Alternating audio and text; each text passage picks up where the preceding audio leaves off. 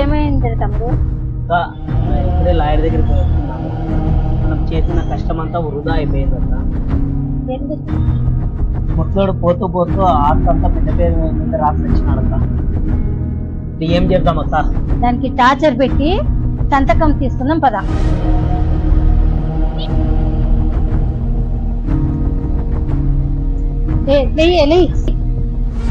ఏమైంది పిన్ని? మీ నాన్న పోతూ పోతూ ఆస్తి అంతా నీ పేరు మీద రాసి వచ్చినాడు, నాకే ఆస్తి కావాలి. ఏంటి పిన్ని అలా మాట్లాడుతున్నావు? సంతకం పెడతావా? మీ నాన్న మాదిరి నిన్ను కానీ చంపాలా? మా నాన్నని చంపినది మీరా?